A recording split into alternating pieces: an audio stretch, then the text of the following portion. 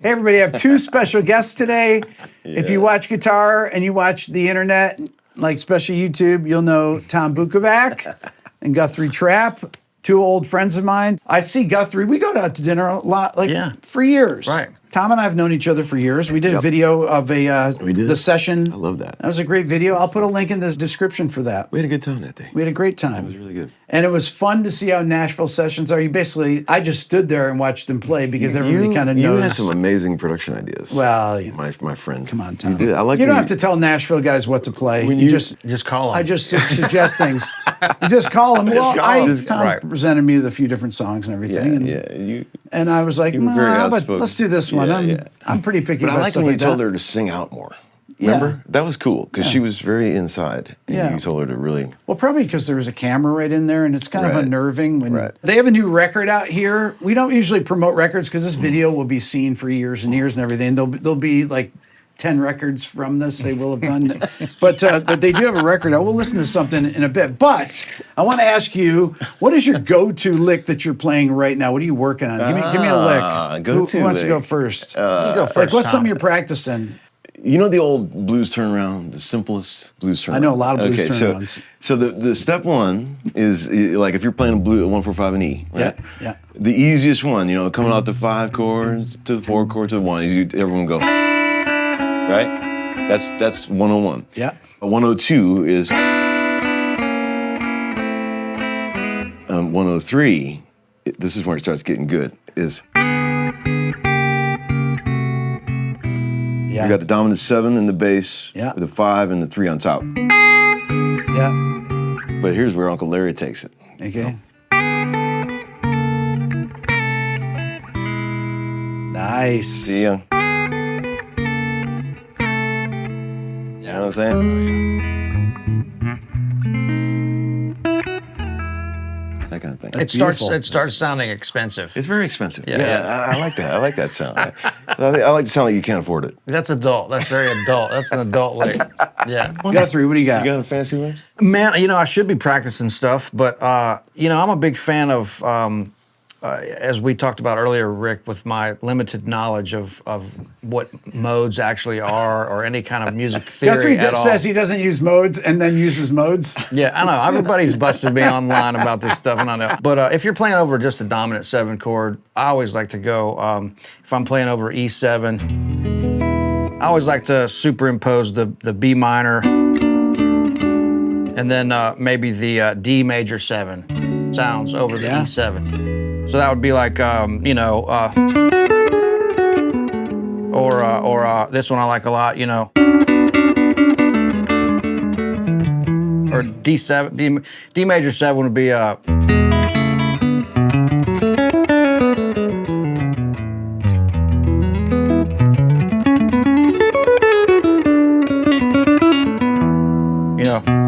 Nice, man. Nice. Beautiful. I just like that sound. Yeah.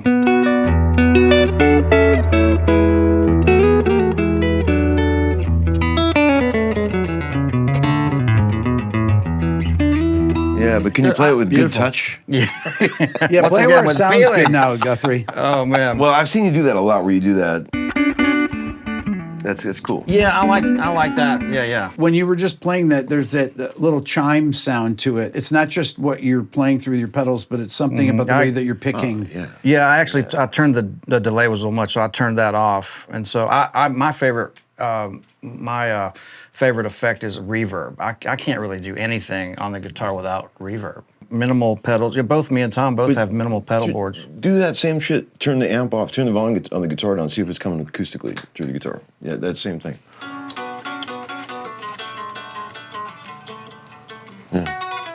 Yeah, there it is right there. It's right there. It's in the hands. It's in the hand. It's in the right hand. From years of playing amazing acoustic. Well, I don't know. Yeah, I guess. I mean, I don't know. The first person and I know you do this too, and I think you got me away from the Fender or D'Addario celluloid heavy, and got me onto the medium, which for electric, I love the 0.7 millimeter. But the first person I saw do it when I was a kid was Sam Bush on the mandolin, and he would use a Fender heavy. When all these other people were, in the bluegrass and acoustic world were using, really thick picks and tortoise shell copies and all this stuff. and he used the Fender Heavy, and he always used the round shoulder. And so when I started doing that, I realized, man, not only does it sound a lot better to me, I think it's a more direct contact from the, more you're not surface hearing, area. yeah, you're not more surface area. You're not hearing the click of the pick as much, and also to your point, there's less dipping down into the strings, and so you're able to float across a little faster. I think Totally. I definitely think you can play faster with the shoulder. Yeah, yeah. Sure. And then when I started listening to the all the country guys, of course, then these fingers started slipping in. But you have nails on those fingers when you're finger picking? I just use my natural nails, and then once every couple weeks, one will catch and rip off, and I just pull it off and let them grow back. But I do like a combination of it's not really the sound of the nail, it's more of the flesh, and the nail kind of reinforces it and just gives it a little bit of attack at the very end. So it's not like a full-blown nail or anything. Big velvet tone on acoustic on the single notes, man. Same thing? Man, I think it's the same thing. And for that, I would use a heavy, one step up from this. So 7 to a 1 millimeter. Fascinating. I can't do that. And then that rounded shoulder man. But that's, amazing. I still have to work at that. I mean, I guess we're going to do. Have you ever heard him play mandolin? I have heard him play mandolin. Shit out of man. Hey, Tom, every time you start a video, you usually start with playing something that you improvise. Yeah. And is that something you just turn on the camera and... Yeah, it's all about what mood I'm in. Okay, what mood are you in right now? Like, if you're going to play something, what would you play? I'm kind of feeling jovial right now. Okay, well, what's that sound like? Like, I feel like I'm kind of in a good mood right now. Okay. So what would you play if you were starting one of your videos? I'd be like this, like...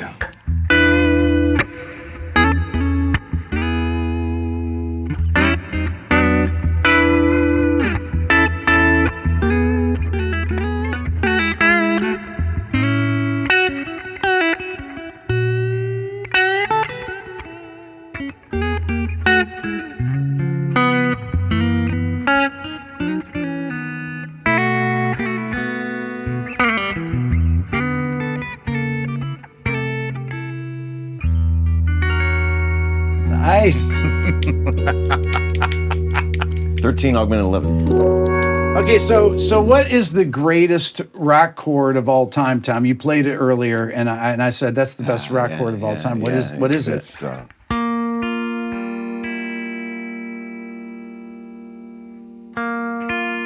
The only chord that's better than that is the Hard Day's Night chord, but that's multiple things. But you gotta have a low D on the bass. You have a low D there? Ready? 1, 2, 1, 2, 3, 4. Yeah, it's a good chord.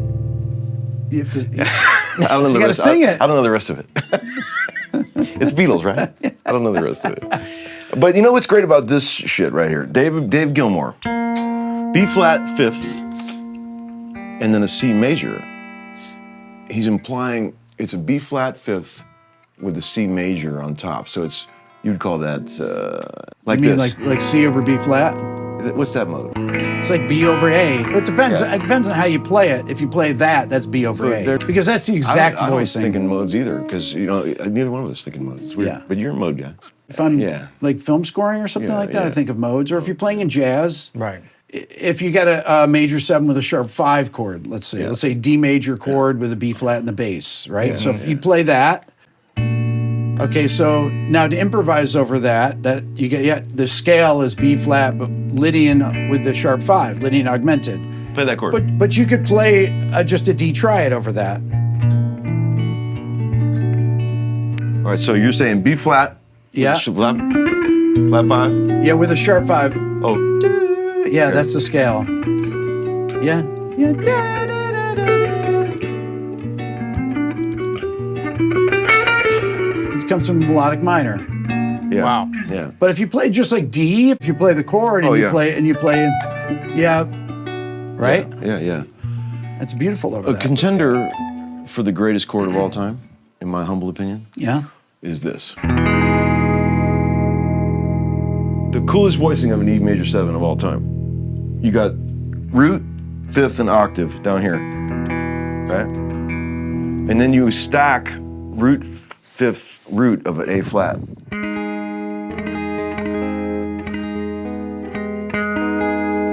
Yeah. So it's like minor 7, major 7. Yeah. Oh, you're hitting the third. Yeah. Well, That's cool voicing. Along the lines of. Yeah. I'd like to take a second to talk to you about this channel. Believe it or not, 57% of the people that watch here regularly are not subscribed. So I would encourage you to hit the subscribe button now. This will help me get even more of my dream guests in the future. Thank you. So how'd you guys get so good? Tom, when you play those super fast pentatonic licks, what's the key to that? I've talked about this in many of my videos. It's when most people try to play fast, they tense up too much. And like in any sport or anything, the looser you are, the better. Like a golf swing. A real golfer looks like a rag doll when they make a perfect swing, you know? If you get too tense when you're playing fast, you run out of steam quickly, and it stops most people. Rigid wrist action, they keep everything super rigid, and they get very tense up here, and it just kills you. Like you just run out of energy. But what I do is I swing my wrist, rotate it. I've seen people say that Eddie Van Halen had a similar.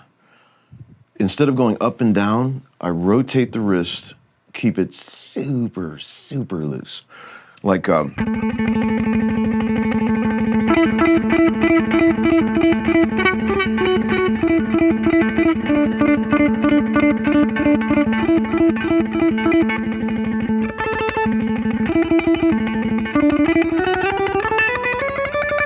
do that all day long. Okay, now when you do it in pentatonics, so I've seen you do.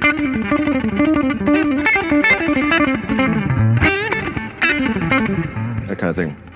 It's like, I don't know where I developed that technique or who. No one taught me that. I just sort of figured it out by playing so much. I mean, I practiced, I still do, practice incessantly. Yeah. And I always just sort of instinctively knew that you got to keep it loose to be able to do that. And I do this thing where I practice doubles. Like, I've talked about this in videos. Like, I'll take two strokes, up and down, and then go to another note.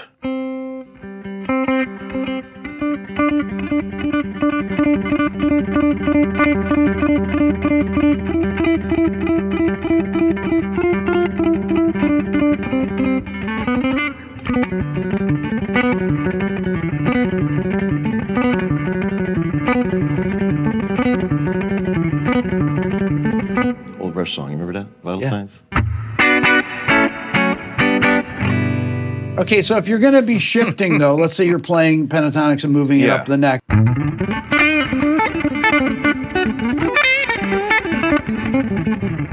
Let's see. So, Tom, wait, is there any... Are you using your thumb, though? Is the thumb moving, or is the wrist... Is it...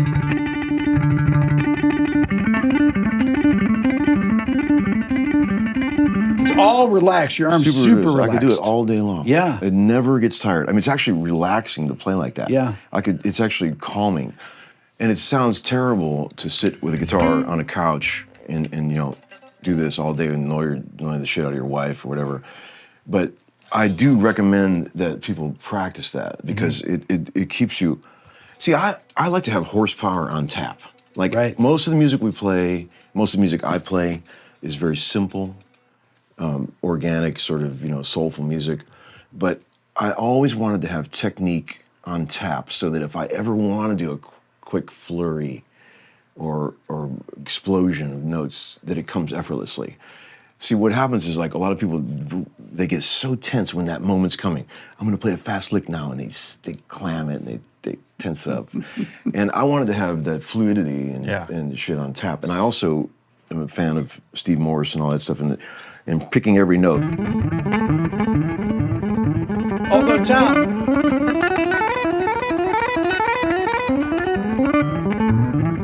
That kind of thing. Although, ironically, Steve would tense up, and then he got really bad arthritis from it. Yeah. His right hand was just amazing.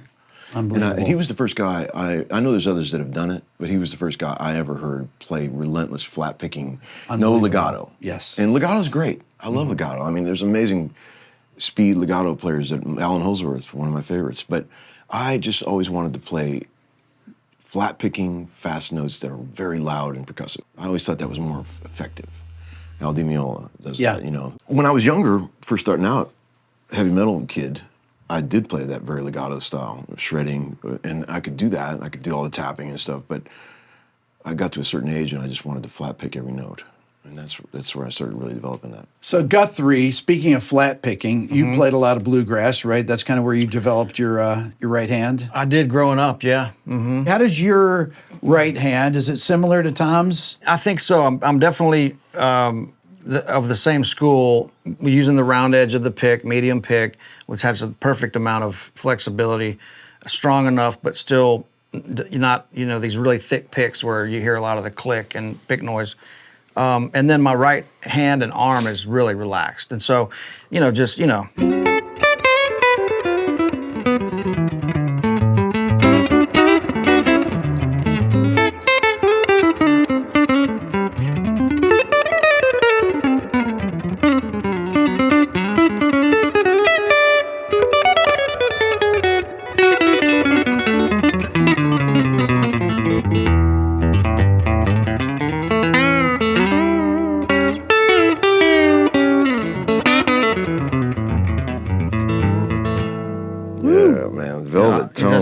I can't not incorporate some of my fingers in there. Okay, that's what I was going to say. How do you decide when to go to hybrid picking? Yeah. Man, that's a tough one. If I'm doing like a 3-note chord, like a chordal thing,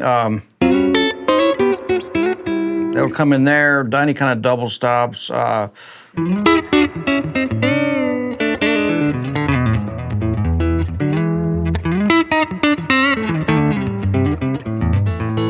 Any kind of double stops, or instead of doing this,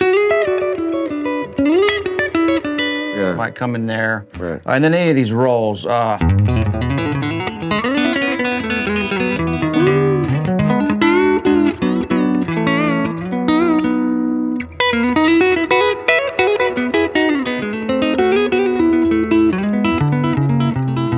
Beautiful. I stole that from Uncle Larry. Can I talk for 1 second about him? Just for 1 second. Good. I'm gonna leave. I don't know if you've seen this, but like, he has been playing live with his trio so much. I've always said that playing live guitar in a really live context is a muscle, and when you do it as much as he does it, it's mind-blowing, like how strong that live guitar playing gets. I've been at a couple of his recent gigs where I'm just sitting there going, oh my God, like there's no one alive that can pull off some of the shit that he's doing. And it's like, a lot of guys get really good, like, I'm a studio guy. If I did a live gig like that over and over and over, I would build that muscle up. But he is so strong right now. Like, the shit that he's playing on these trio gigs, I just sit there and go, wow, man. It's like, and there is a muscle there. You know what I mean? That live guitar is a totally different thing than being a studio guy. Yeah. And it's about endurance. It's about strength. Like, you probably feel like you can crush rocks with your hand right now, don't you? You're playing so much. Well, I don't know. I mean, it means a lot that you'd say that. Dude, you know, it's unbelievable. I'm just trying to keep up with our rhythm section, you know. You guys got some shit cooked. But you're standing up too, right? Oh, dude, yeah, standing up playing. And when you do sessions, you normally sit down. Absolutely, all that stuff. Right, so that's right there is a big change. Your arms in a different position. Yes, yes. Yeah. And I never thought about that. Yeah, But, I mean, standing up, playing live is really a different He's thing. asked me to come out and do a couple of gigs with him, and I'm like, I'm comfortable playing with him in the studio, but I don't want to get my ass kicked. Oh, man. He got me right now. No way. He'd hurt me. No way. You would, man. No, man. I'm scared of you. I'm scared to death. Get out of here. But it's amazing, just because it's like throwing gasoline on a fire. When you start seeing him take off, it's like he starts lifting off the stage, and it's just flurries of outrageous notes. It's just like, wow. Oh, man. Amazing, man. So I saw you recently where you were talking about different positions. You went through 5 different positions where you were doing different bends. Mm-hmm. Just kind of country bends 101 out of the 5 shapes. Here's my 2 cents on the cage system. I think it's confusing for people that are just learning, because you're talking about letters that are in addition to a different key. Right. So if you're in E, but you call this the D shape, I think people are kind of, confusing. if you're learning, you're going, well, why is it a D if we're in E? Right. So I would just say it's the chord inversions up the neck, which I've based my whole knowledge of the guitar on that because I don't know any music theory and I don't know all the notes on the fingerboard. And so I've just been able to rely on my ear and the basic fundamentals of hand position on the fingerboard. Yeah, shapes. And so the shapes. So I think the cage system is just the way the guitar's been tuned since it was first tuned like this. It's not going anywhere. It's not new. Right. It's just the bottom line fundamental. So the thing that changed my life on the guitar was learning the shapes up the neck and all the information around those and realizing that only moving one note in a triad lets you access the four really important sounds as you're learning: major, minor, dominant 7, and major 7 by moving just one note, which I talk about all the time.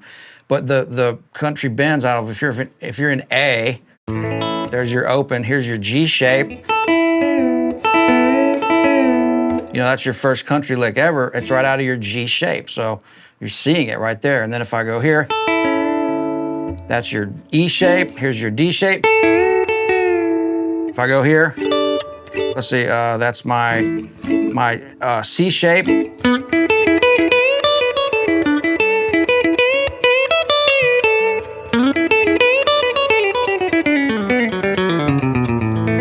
And then you're back up to your A shape.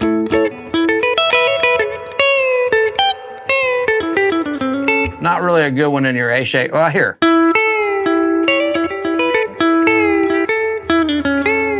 There's a few things there, but I mean, that's pretty basic. You got this one? There you go. And you got this? Right? Yeah.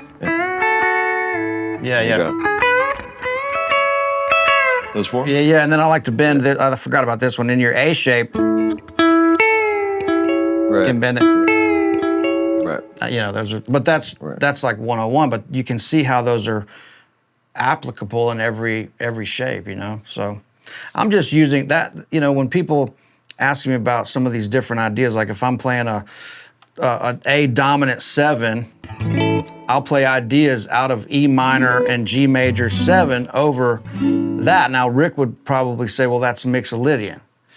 But what I'm doing is, since I don't know anything about theory really except the basic. See, Guthrie doesn't know anything about theory except he's naming all these chords and telling you he's telling you exactly what he's doing. When I'm on an A7 chord, I play G major 7 and I play E minor 7, but I don't know anything about theory. Right. So actually, Guthrie does know about theory, but not like you do, not the complex theory. So that's why I superimpose these little tricks of mine that are kind of like hillbilly jazz, where I'm able to kind of access some of these sounds, like I was saying, and it's more of, instead of looking at it like a jazzer that would say, well, that's really a 2-5-1, I'm just thinking about the chords.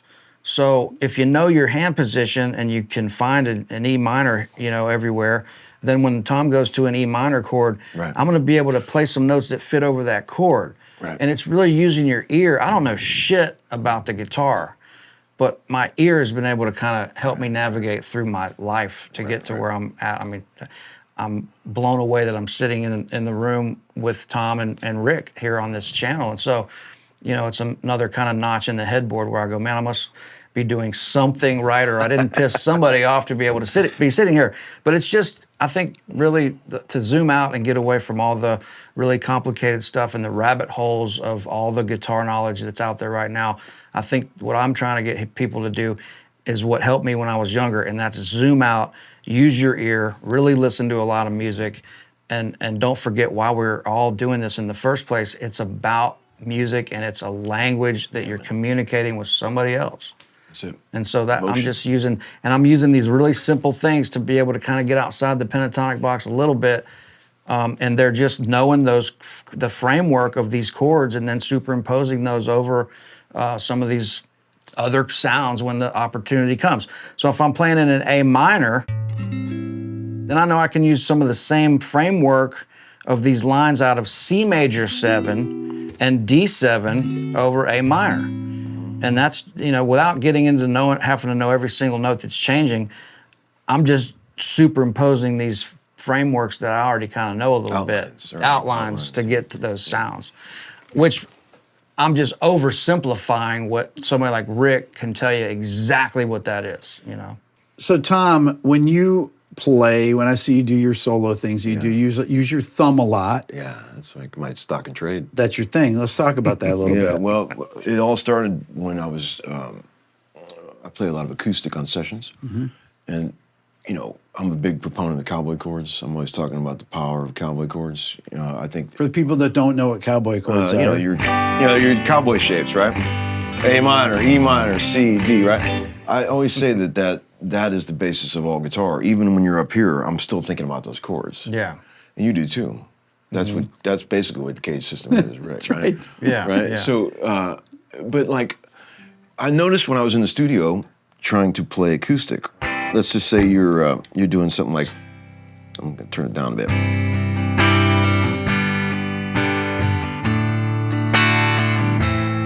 When you go to play that F, right? The way people traditionally play that F. Yep. When you got a microphone dead close to the guitar and a ton of compression that's amplifying every creak, squeak, stomach growl, everything. You got to make sure that this is, see, like all these chords, C, G, these are all grabbable without making big adjustments. But when you go to grab that F, there's a huge change there. Yeah. And sometimes it's slow to get to it, and it's noisy to get to it. So I remember thinking, if I just do that, where I just grab that bass note with my thumb, and that's where it all started many years ago. And then I started thinking, because I'm a piano player, and I always like way more open voicings on down. So I'm always looking for bass notes to extend my chords. Yeah. Right? So, like for example, if I was like, you know, let's pick a weird key, B flat, right? Like I can do, like, you know.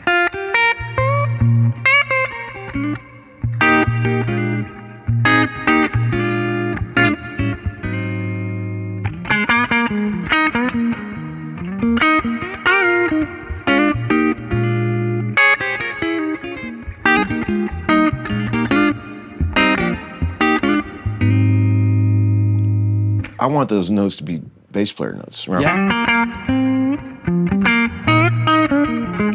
I used to start doing the stuff where I would do a shuffle, you know, like.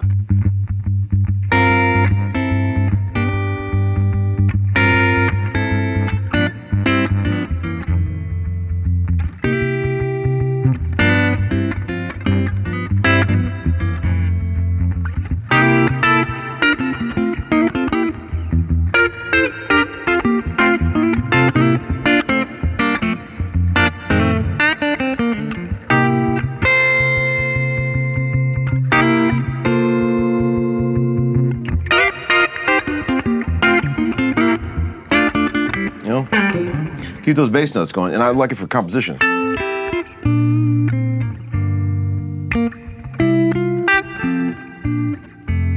It's clean.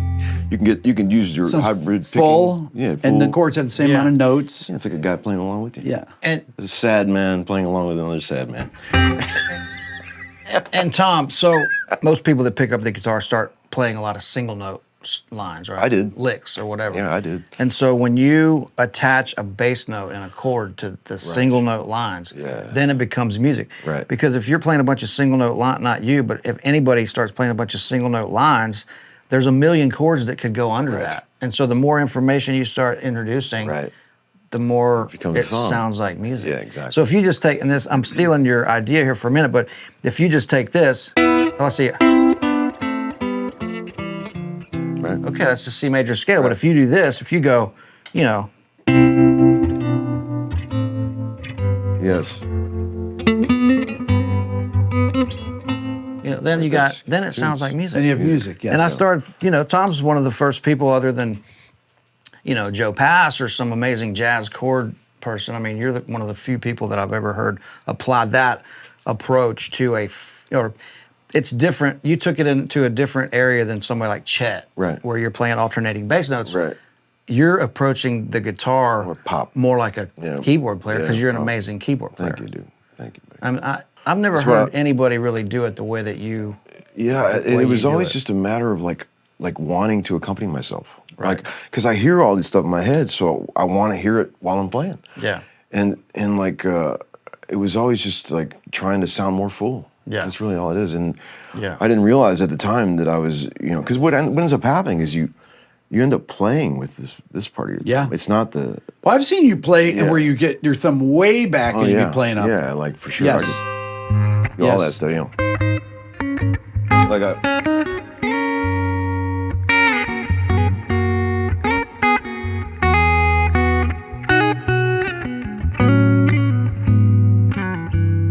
Yeah. Beautiful.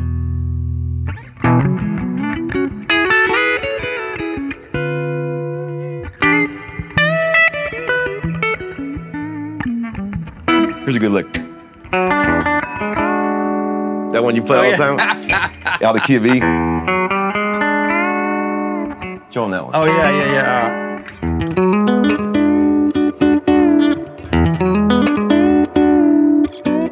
That'll steal a lick. Love it. How about this one? Where you take an E7 chord and you bend that fifth up to a 6. Oh, yeah. You got to have some strength in that left hand for that one. So, Tom, you do sessions all the time. Yeah. You play songs with the same chords. Yeah. Many times. 1645, always. Yeah. 6415, always. 1645. Yeah. Explain what that means. Well, every song in every genre now uses For the last 25 for years. the last 25 years. Uses the same 3 or 4 chords. Demonstrate, for key, example, right? C. C.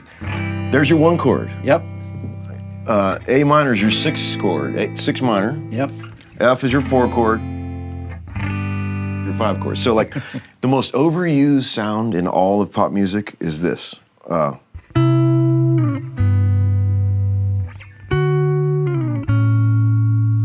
Using the tense. It's on every like. Yeah. If it was like. I won't even do tense anymore.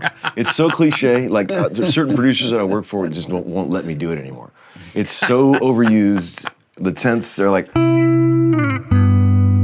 5, 6 minor, 4, right? Yeah. So the compositions are not harmonically rich, so you have to find interesting parts and sounds to make them something.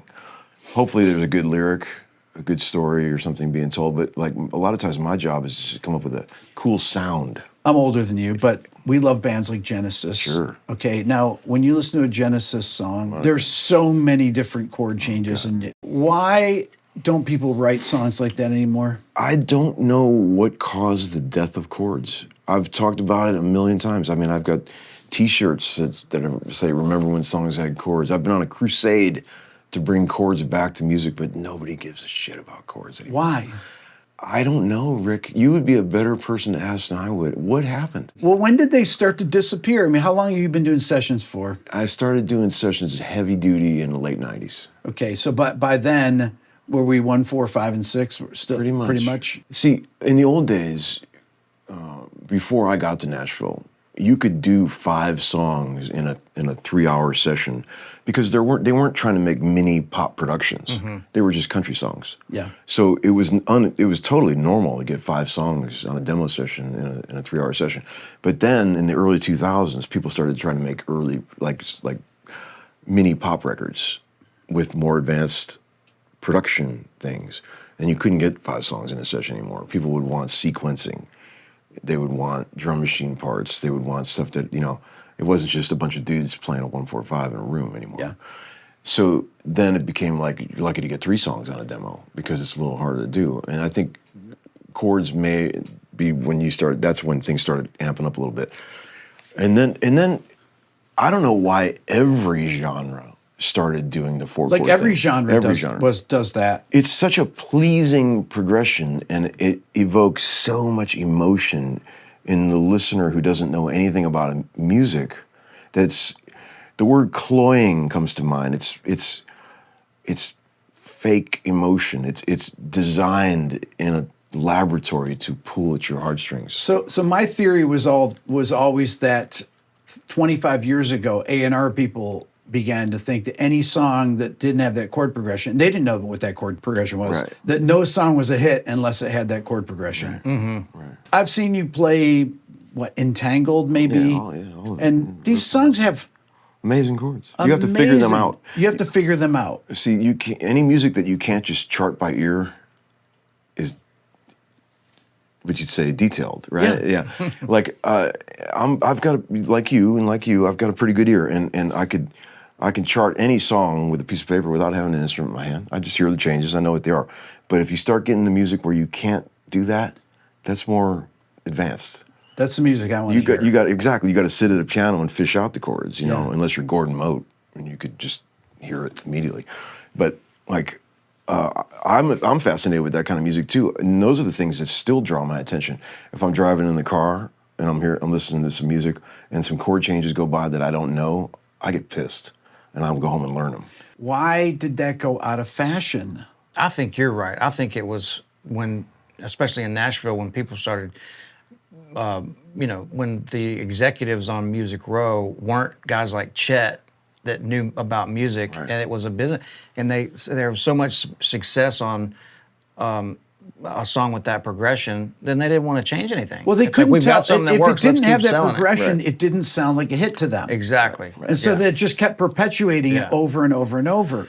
But it was in every genre. It was not just in country. It was in every pop song, every rock songs had it. Yeah, you've seen the videos where they string together all the songs that have the same melody. It's amazing. I just don't think those guys are willing to take chances anymore. You know. What was the last hit song in any genre that actually had some chords? I did a video on. There's been no song that changed key that was the #1 song since 2009. If you just took a song from the '80s. Like Maniac by Michael Cimbello. Yeah.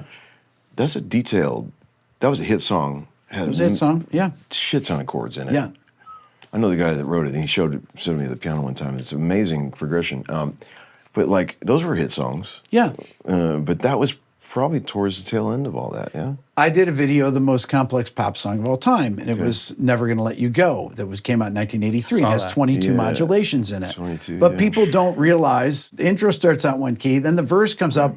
First half of the verse is in one key, then it modulates up a half step, then the B section, the pre-chorus is in a different key, and then the chorus modulates twice. And there's 22 different key changes in it, yet it was a hit song. And it sounds amazing. Sounds amazing. Nobody even notices it. It's so smoothly done. Sergio Mendes song. Yeah. Songwriters Barry Mann and Cynthia Weil. Okay. But that's 1983. That's 41 years ago. Yeah. Okay, here's a question for you. Do you think, you know how people love to follow trends, right? Especially in country music. I mean, if somebody comes out with something radical different, everyone wants to copy it, if it was a hit. Do you think if someone came along in this day and age with an amazing song with a shit ton of really cool chords and it was a massive hit, do you think others would follow suit and start trying to do that too? No, because I think that I don't think the trends happen anymore because of algorithms, because of how people experience music. Yeah. When I make these videos and I talk about Taylor Swift, for example, there's so many people that I know that have never heard a Taylor Swift song. Right. People are so locked in silos because of the algorithms of music being suggested to them. No they just radio, can't. Really there's no radio anymore. Yeah. So there's no common listening experiences. Right. No common listening experience. Exactly. Right. So it's not MTV. We're hearing the same songs. Then you turn on the radio. You're hearing the same songs. Then you go out to a club. You hear the same songs. You go to the supermarket. You hear the same songs. You go. That just doesn't happen anymore. Right. But you know how in country music, like for example, I think it was a Miranda Lambert song years ago called "House That Built Me." Yeah. It was an acoustic type thing, right? It was very radical. I don't really remember the song very well, but I remember everyone kept referencing that. I want to do that. Yeah. Because it was totally different than, I think, mainly just acoustic guitar vocal. Is that right? Yeah. And so like that became a thing that everybody was chasing for a while. But you don't think that could happen in pop music? I don't think so. Yeah. What is the most complex song that you've played on recently? Is there anything that comes to mind? Nothing in commercial land. I mean, I've played on all those Morgan Wallen records and stuff, and every one of those songs is always just the same 4-chord formula. Yeah. There might be a 2-chord, 2 major or minor. Okay, so what do people say when it's the same chords over and over? Do they never? It's so common they don't even talk about it. But do you ever just go home from the session and be like, But I'm not trying to make it rosier than it really is, but you end up, that's your box that you're in. And it may seem very confining to most musicians, but if you're just in that box all the time, Yeah. The box becomes normal. So you start looking for things to do inside that box. We all know it's going to be the same 4 chords. That's not even an issue anymore.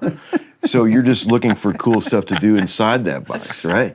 That's it. It's Stockholm That's why I want to hear you guys rip licks and everything. And when you do your when you play things, when you guys post on social media and you play what you want to play, it's so great. Thank you, man. It's so fun to listen to. Well, and you know what? The reason why we made this record was because there was no reason to make this record. Yeah, man. Sure. And we did it for the sheer love of, we did a live stream together. Of course, we've known each other for a long time.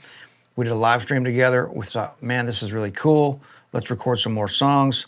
We showed up, we had some ideas. We showed up one day, we didn't have any ideas. We wrote some stuff on the spot. We called our buddies. Very natural. We made music. I've never made any money on any record I've ever done. And then this one ended up doing good. We didn't put it on any streaming platforms. And I think with the fact that me and him have both been on social media, you know, plowing away at the new world that we live in, that it worked in some way. But there was no corporate deadline. There was no pressure. Yeah. We just got in and both had complete and utter total creative freedom, which I mean, more than 4 chords. Yeah. Guthrie, why don't you guys play a song off your record? We'd love to. Oh, which one do you want to do? What a great idea. How about The Window? Let's do it. Let me get my corporate tuning. 1, 2, 3, oh.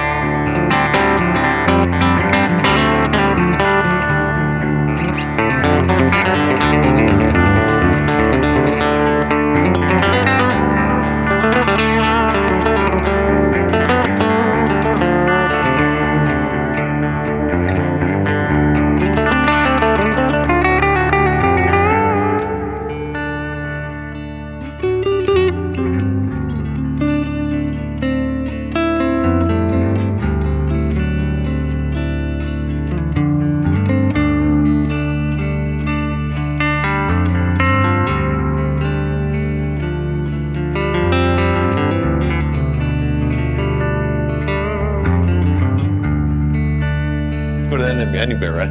1, 2, 3. Oh, man.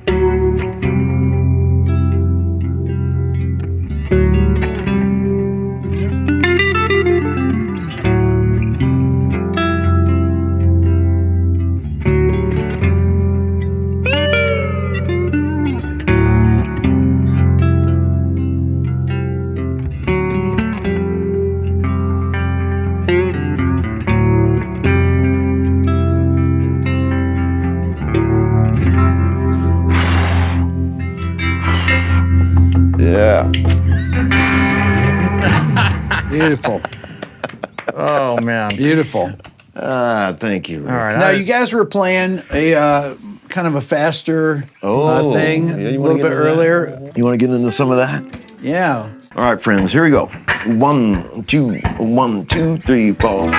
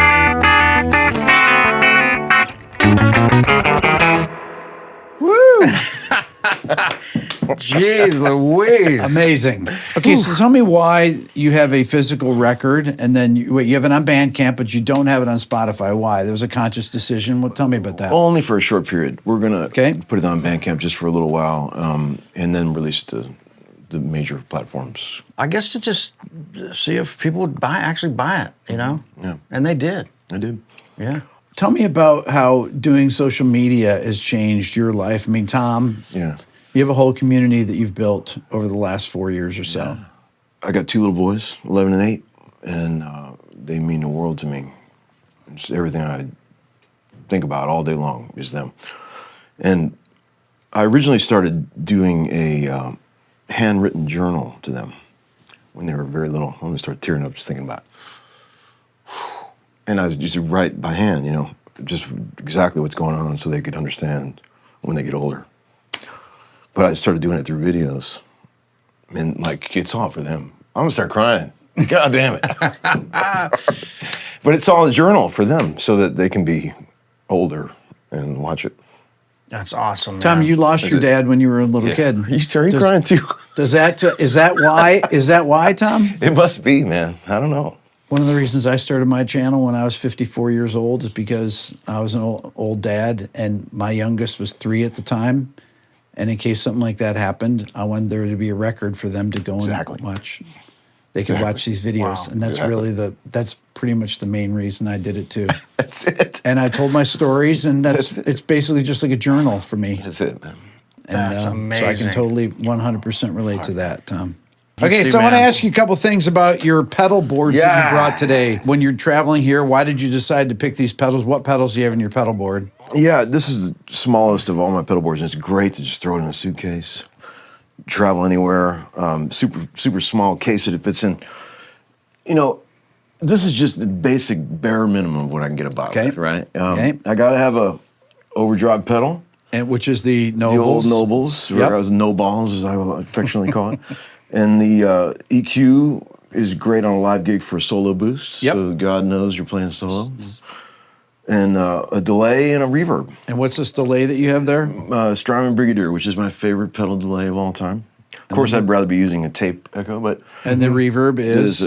What's the Earthquaker Devices? Dispatch Master, which is a great pedal. Yeah, that's about the bare minimum I can get by with. Okay, and Guthrie, what do you got there? Kind of the similar setup, pretty bare bones. Okay, wait. So your Nobles pedal, though, I found out is actually just reboxed there. That like big green pedal. Yeah. there, Yeah, right? so the switches go bad on them, and so XTS, our good buddies in Nashville, they rehoused They made it that. about 2 stories tall. Right. Yeah. It did. It is tall. The switch worked. Yeah, is that so it's easy to hit, right? I suppose. Yeah, and then just as it's just a basic tremolo, Yep. the Brigadier, and then the Nobles is my favorite. I mean, that's kind of a Nashville staple that he made famous. Yep. And I then noticed you have an original. You know what do. you know what they're worth now? How much?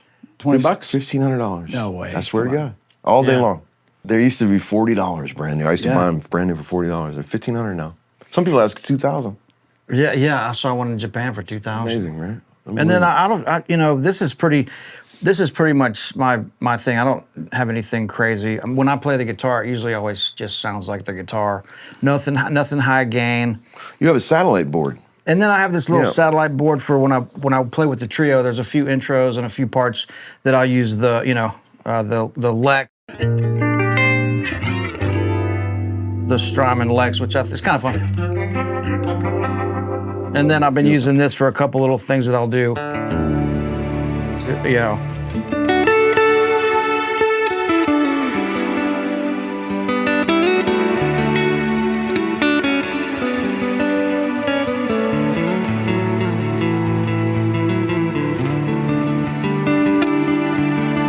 Kind of some sort of Very synth cool. thing or something. I don't know. Yeah, it's like a string section. To me, that's like a big deal. You know, like these little. It is a big deal. It Because sounds I awesome. don't use any crazy effects really, but or know how to. But so that's it. What do you think? I've asked this to a lot of great guitar players. What do you think of all, considering all effects, any effect? Yeah. What do you think is the greatest pedal ever made? Probably the Echoplex, maybe. A million guitar players have asked this question too. The number one answer is a Memory Man. Yeah, My Memory Man I use all the time. Right. That's a damn good pedal. I wish it was a little smaller. And also more reliable. Reliable. There's My Memory Man is over there. It's got the cable attached to it, and I've had it for I don't know how many years. Amazing pedal. Tom, Sounds what's great. your take on, I know a lot of our buddies in Nashville kind of have the same approach of getting a nice kind of foundation tone out of their, for me, it's always a Fender style reverb like we're using here. Yeah.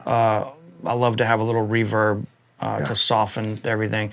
But, it's get a nice, clean, warm, fat tone out of your amp, especially live. I play live a lot. So, and then you're kind of incrementally stair-stepping your pedals in. That's it. And to where your pedals aren't. Well, I see a lot of guys that they let their pedal boards do all the work, and their amp is set on like 2.5, and it's not really getting anything going.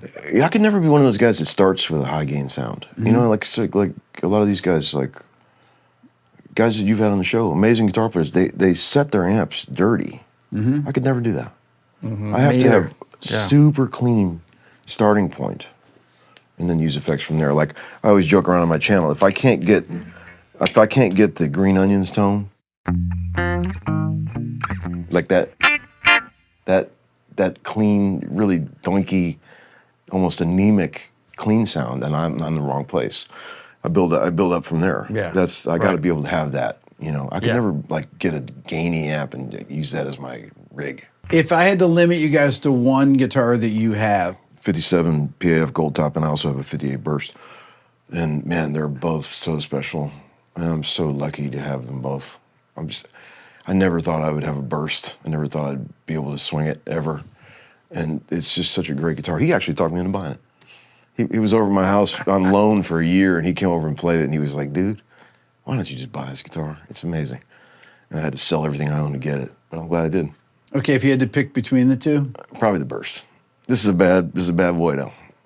It's a bad boy. Sounds beautiful. Thank you, buddy. Guthrie, what is that guitar? This is a Danocaster that I actually got from Tom because he knew I was in guitar hell a couple of years ago. We were in guitar hell. I had a guitar that I played for a long time that probably looking back on it now is not a great instrument, but I was just used to it, and I had it refretted, and it kind of got weird. It got real stiff, and it changed, and I kind of freaked out. And then so Tom goes, "Man, could you play this?" And I went, "Yeah, all day long." And so he got me this one, and I'm the guy that I use one guitar until I absolutely just destroy it, and then years later, and then I have to I go on the search of finding something else that I can use. I'm probably, and Tom knows this, of all the people in Nashville, I've got the absolute smallest guitar collection. I've got nothing. I mean, I guess it's not even a collection then. Yeah. It's not a collection. It's not a collection. It doesn't matter when you play like that. Who cares? I don't have anything. All you need is one guitar, and there it is. That's for some reason That's it. I'm okay with it now because it's just how it is. So Tom, when you're doing sessions, how do you not make mistakes? I do make mistakes. Everybody makes mistakes. Yeah, but you rarely make mistakes. I make mistakes all the time. Come on, Tom. I do. Of course I do. How do you stay focused when you're doing a session? I'll give you a little secret. Okay, in Nashville, when you do a session, the session leader, as you know, makes a chart, right? And it's a number chart, so you can change any key you want. And most guys are very closely reading those charts, right? But I don't do that. I would rather close my eyes and play along. I'll get a chart and I'll put it there so people don't think that I'm not looking at it, but I'm not really looking at it. And I would rather just learn the song. The first 2 or 3 run-throughs, I'm gonna make tons of mistakes because I don't even know the song. But once I memorize it, I play way better. If I'm not looking at the chart, once I know the tune, I play totally differently than when I'm looking at a chart trying to play. I think a chart has a tendency to force you to play certain things that are just almost automatic. But when you're playing totally from emotion and memory, you play totally differently and more real, I think. So I would rather clam the shit out of the first couple takes until I learn the tune and then just sort of have it that way. That's what I do. How often does it happen where the producer says, "Can you try something different?" Oh, all the time. It happens all the time. Every sound you make on a guitar has an emotion attached to it. And I like to think that I'm pretty good at capturing a target emotion. Like I asked the writer, I asked the producer, what are we going for in the song? What do we want the listener to feel? Oh, it's like people are really colorful with their answers. It's like a lazy guy on a beach. He's kind of hungover, but he's kind of missing his girlfriend, but then he's also kind of hopeful. They'll paint pictures like that. And like I love that kind of stuff. When people talk in colorful adjectives about music, it gives me an idea of what kind of sounds to dial up. And then I feel like I'm really good at honing in on those emotions. How often does it happen where somebody wants you to play something when you know that you've nailed a part? Well, sometimes when I miss the target emotion totally, like I'll be playing something that fits and it's right, but the guy will say, man, that's not the guy I want at the party. Try something different. And then you go to a whole different sound. You go, yeah, that's the guy that I want at the party. So it's like, it's characters you're playing. You know, I try to become a character for every part, you know, and evoke an emotion with whatever part that I'm doing. And sometimes you get wrong. Sometimes you guess the wrong guy. And I work for a couple of producers that are very picky about like what guy comes to the party. And you'll be playing a part and they're like, that's great, but that's not the guy I want at the party. And then you have to come up with something totally different. You have to attack the new idea with the same ferocity you attack the original idea. You can't be hurt or take any personal offense to the fact that they didn't like what you were doing instinctually. You have to completely ignore the fact that that just happened and re-attack a whole new approach without any ego whatsoever. That's the key to being a session man. And if you have any ego at all, your feelings are involved, you're not gonna do a good job. You have to just act like you're watching yourself play. You're not really playing. You're on the other side of the glass trying to play the shit that you hope that guy would see you play. If there's one solo that you had to listen to for the rest of time. Man, there's so many great solos in the history of music. I mean, so many come to mind. But you know what solo I really like? And it's your buddy. Who's that? I really like the solo that Tim Pierce played on that John Waite song, Change. That solo always got me, man. And Tim told me how that all happened. You know, I'm sure you heard the story. It was Neil Giraldo plugging him into an amp and telling him what to do. And he went out there and winged that solo. That's a badass solo. Tim's amazing. I love that solo. I think that there's some moments that on Abbey Road that are pretty amazing. Of course, David Gilmour moments that are amazing. But something about that sort of unknown John Waite song, that's a badass guitar solo, man. It's really got a lot of tension in it. It's angst. It's very good. Guthrie? I'll tell you one that I can listen to forever, and it's so hard to narrow that down. But the opening intro, the intro to the very thing that makes you rich makes me poor, Ry Cooder. Yeah, man. On that first digital recording he did, that intro is super badass. What about you, man? You got one? The end, the Beatles, George Harrison solo on there is absolutely perfect. Amazing. The arpeggiated A thing. Yes. It's amazing. It's just, to me, it's like the last thing the Beatles Don't did, you think really. that record of all the amazing Beatles records has the best guitar playing on it? Yeah. The Abbey Road record? Yeah. It's really got some great guitar playing. I'll tell you another one I love is, and I think you like this record too, is Mark Knopfler played some really beautiful stuff on Every Street. Oh, dude, yeah. That record. Fantastic. Some beautiful stuff. Now, Tom is usually asking me these kind of questions and everything, and I Tom's, you know, what's the best this? Or Tom, you know, and it's like, I'm the question guy. I change all the time. What's my favorite Joni Mitchell record? Yeah. It's like, oh, who's the most overrated guitar player of all time? The most overrated guitar player? Me. Who's the most underrated drummer of all time? You're a drum fan. All you care about is drums. You don't care about guitar. I don't care about guitar. Most underrated drummer, Phil Rudd, man. Yeah, dude. Come on. Yes, that's an excellent choice. Now, who is that? AC/DC. Oh, okay. That's yeah. Well, tell him about the geodesic dome. Speaking of drums, Is there a place in the middle where you can't hear it, no one can hear you, or what? I wish. It's like a big speaker, but my dad built the house that I grew up in. It is amazing. My upbringing was very, very different and very incredible, but very unique. I wouldn't change it for the world at all. And and so today when we got in the car on the way over here, I said, hey man, I might ask you on the way, if it's okay on the way back home, if you can give me a little crash course in some suggested and essential listenings for rock and roll, and you know, real, you know, Tom's studied and an encyclopedia for rock and roll, and I'm not. I wasn't raised on rock and roll, and so. Yeah. I'm on the way home. I'm going to get Tom to hopefully play me some, like a crash course. I don't know anything about rock and roll. I'm the same, man. It's always been clean tone, kind of clean tones. First thing I'm going to play him is. No, I'm just kidding. It's a good start. Oh man. Well, guys, I really appreciate you guys coming down. Like I said, we've hung out before. Many times, but I'm one that's thankful. Yeah. Thank you for putting up with us and having us down here. It means a lot. Thank you. Absolutely, man. Thanks. I'm honored to be here. Thank you, with both of you. Appreciate it. And check out their record. Yeah, man. Right here. Yeah, man. And I'll put a link in the description. I'll sign that for you. Thank you. Appreciate it, guys. You're the best. Thank you, man. Thank you, Rick. Mm-hmm. Thank you, viewers.